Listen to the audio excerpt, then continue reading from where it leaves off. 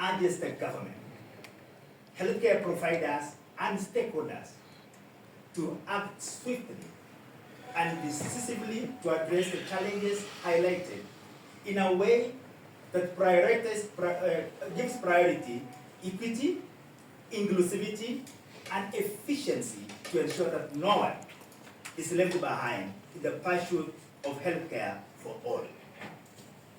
While noting the government's efforts, both at the national and county governments, towards the attainment of universal health coverage, the country still has a long way to go to meet the continental 15% coverage in line with the Bucha Declaration of 2001.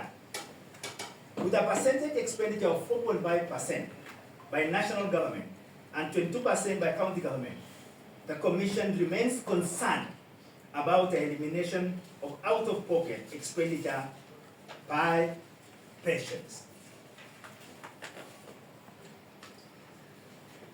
Cases of underserviceable hospital equipments and other equipment lying unused in the counties continue to cripple the enjoyment of the right to health.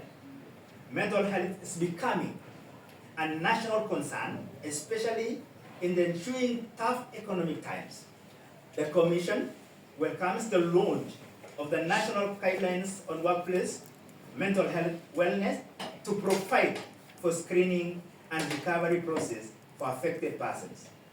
The period under review was also not without the disruption of services through medical practitioner strikes over collective bargaining agreements. These strikes not only impact on the lives of patients, but also on their families, many of whom may not be able to afford private hospitals' medical care. The Commission, therefore, calls on the Ministry of Health, in conjunction with county governments, to engage in public participation and awareness, as well as inclusion in the transition exercise from NHIF to SHIF, and urgently address the challenges faced by members of the public, including prioritizing the vulnerable groups to ensure no one is denied medical services. We further emphasize that the governments at both levels should fast-track interventions aimed at eliminating direct out-of-pocket payment at point of use for essential services, in line with the Kenya Health Financing Strategy 2020-2030. In addition, the Commission calls upon the government of Kenya to inaugurate the Mental Health Board that was gazetted on 19 June 2022, but to this day has never been inaugurated. The right to food. Climate change continues to impact the quality and quantity of food available to the citizenry of Kenya. During the season under review, the country experienced erratic weather conditions of heavy rains and flooding that impacted on the performance of crops, hence affecting the ability of the agricultural sector to adequately cushion the country against soaring food prices. The Commission continues to observe that the safety of genetically modified foods, GMOs, remains contested. There are still unanswered questions raised with respect to the impact on seed and state sovereignty. The Commission therefore sustains its call to the Cabinet Secretary of Health to make public the 2024 GMO Task Force report, 2014 GMO Task Force report, in accordance with the principles of access to information and transparency. This will aid meaningful and effective public participation in the GMO discourse.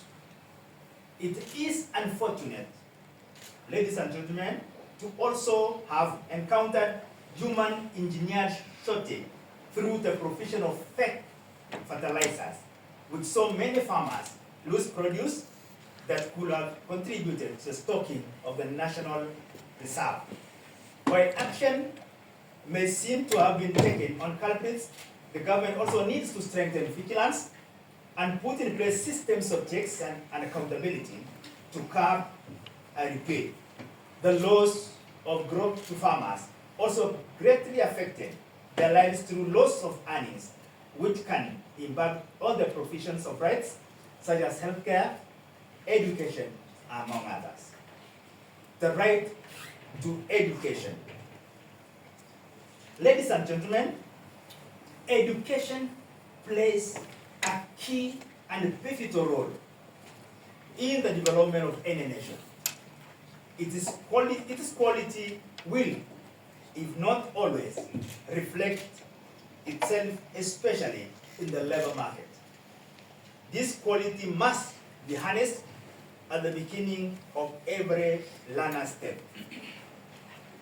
Despite the Presidential Working Party on Education reforms giving recommendations on the implementation of the competency-based curriculum, a lot of uncertainty still looms from grade 9 students come January 2025.